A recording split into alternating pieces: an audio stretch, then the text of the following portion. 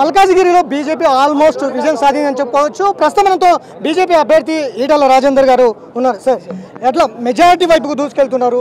ఈ గెలుపును మీరు ఎట్లా అంచనా వేస్తున్నారు? తెలంగాణ ప్రజలకు శిరస్సు వంచి నమస్కరిస్తున్నా.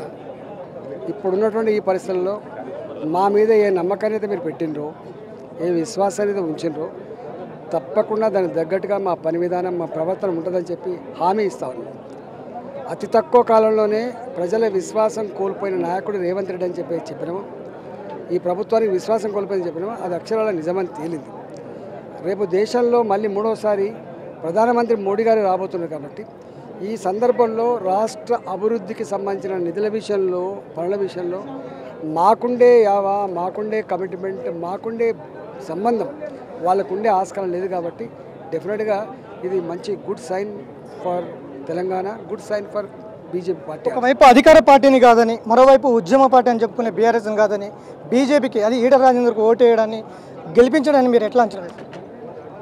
మా మల్కాజిగిరి ప్రజానికానికి ఇంతకుముందే చెప్పిన శిరస్సు వంచి నమస్కరిస్తున్నట్టు.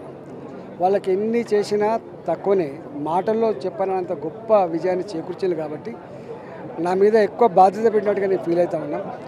ఇవాళ నేనేందో, నా మీద పెట్టుకున్న నమ్మకం ఏందో వాళ్ళకు ప్రాక్టికల్గా చెప్పాల్సిన అక్కర ఉంది కాబట్టి ఈ 5 ఏళ్ల కాలంలో తప్పకుండా మల్కాజిగిరిలో ఇన్ఫ్రాస్ట్రక్చర్ డెవలప్మెంట్ కావచ్చు, ఇవాళ పేదవాళ్లకు ఇళ్ళు కావచ్చు, రైల్వే ఓవర్ బ్రిడ్జ్లు కావచ్చు, నిర్మాణం అవుతున్నటువంటి ఫ్లైఓవర్లు కావచ్చు, అండర్ పాస్లు కావచ్చు, నిరుద్యోగ యువతకి ఇలా ఎంప్లాయ్మెంట్ జనరేషన్ సంబంధించిన ప్రోగ్రామ్స్ కావచ్చు, ఇవన్నిటినీ చేసి పెట్టడంలో వాళ్ళ బిడ్డగా వాళ్ళు ఆశించిన స్థాయిలో పనిచేస్తా అని చెప్పి మాటిస్తున్నాను.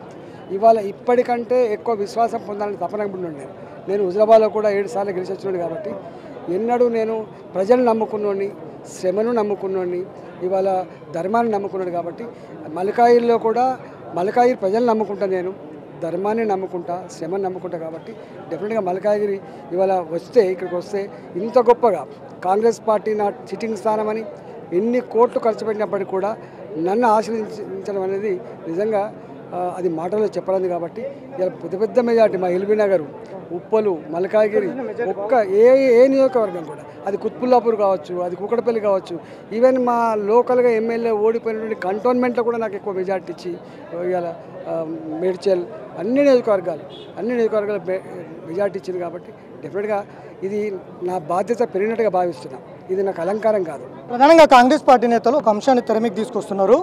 బీజేపీ, బీఆర్ఎస్ కలిసి కాంగ్రెస్ను ఓడించాయి. ఆల్మోస్ట్ మీరు 8కి కన్ఫర్మ్ అనేది, ఇంకొక 2-3 స్థానాల్లో కూడా గట్టిగా పోటీస్తున్నటువంటి బీఆర్ఎస్ ప్రధానంగా బీజేపీకి పోలరైజ్ అయ్యాయి, ఓట్లు బీజేపీకి వేశారు, బీజేపీ నేతలు గెలిపించారు అనేది కాంగ్రెస్ నేతలు చెప్తున్నారు. ప్రజల్ని గట్లా అవమానపరచద్దు.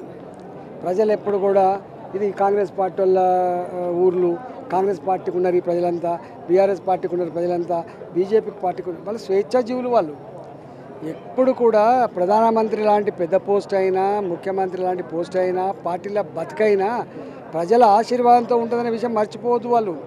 ఇది ఏ పార్టీ జాగీర్లు కావు. బీఆర్ఎస్ పార్టీ చెప్పని ప్రజలు ఓటు ఎత్తారు, లేదు ఇంకోరు చెప్పని ఓటు ఏనట్లా.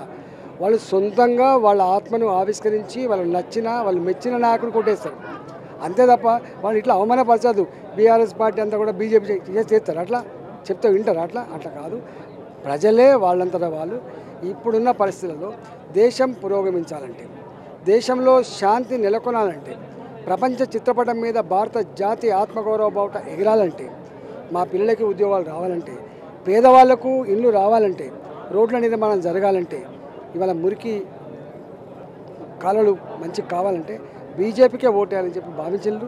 రేపటి కాలం బీజేపీది అని చెప్పి వాళ్ళు ఒక సంకేతం కూడా ఇచ్చారు. ఫైనల్గా 400 స్థానాలు అంటే దేశవ్యాప్తంగా మీరు ముందు నుంచి ధీమా వ్యక్తం చేస్తున్నారు, కానీ ఇప్పుడు లెక్కలు చూస్తుంటే మాత్రం ఒక 60-70 స్థానాలకు మాత్రమే బీజేపీకి కాంగ్రెస్ తేడా వస్తున్నటువంటి నేపథ్యం ఉంది.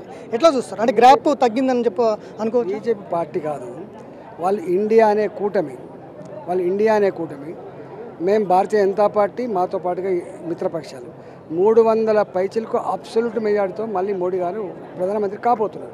10 ఏళ్ల తర్వాత కూడా ఈ స్థితి ఉందంటే అర్థం చేసుకోండి. నేను అడుగుతున్న, ఈ దేశంలో మీరు కళ్ళారా చూస్తున్నారు, 5 ఏళ్ళు పాలించిన ఆంధ్రప్రదేశ్లో ఏమైంది అంటే ఎట్లా కొట్టిందో చూడండి. 10 ఏళ్ళు పాలించిన ఇది నాదే రాజ్యం అని చెప్పిన ప్రగల్భాలు పలికిన కేసీఆర్కి ఏం గుణపడని చెప్పిన మీరు చూసారు. అంతకుముందు మన్మోహన్ సింగ్ గారి యూపీఏ సర్కార్ 10 ఏళ్ళ తర్వాత ఎట్లా మట్టి కరిచిందో మీరు చూసారు.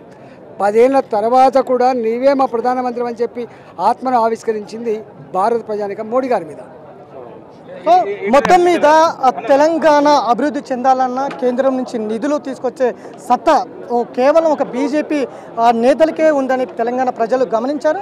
దేశవ్యాప్తంగా కూడా దేశం అభివృద్ధి పథంలో నడవాలన్నా కూడా బీజేపీ మరొకసారి అధికారంలోకి రావాలని ప్రజలు డిసైడ్ అయ్యి ఈసారి మరొకసారి మోడీని అధికారంలో తెచ్చేందుకు ప్రజలు ఓట్లు వేశారు. అట్లనే తెలంగాణలో కూడా మెజారిటీ స్థానాలు తెలంగాణ ప్రజలు బీజేపీకి పట్టం కట్టారంటూ కూడా ఈటెల రాజేందర్ అంటున్నారు. మల్కాజిగిరి ప్రజలకు ఎప్పుడు కూడా నేను వమ్ము చేయను, వాళ్ళ నమ్మకాలకు వారి ఆశయాలకు అనుగుణంగా ముందుకు నడుచుకుంటానని కూడా ధీమా వ్యక్తం చేస్తున్నటువంటి నేపథ్యం ఈటెల రాజేందర్లో కనిపిస్తోంది. వీడియో జర్నలిస్ట్ గౌస్తో Venkat, Big TV, Hyderabad. For more videos like this, subscribe Big TV channel.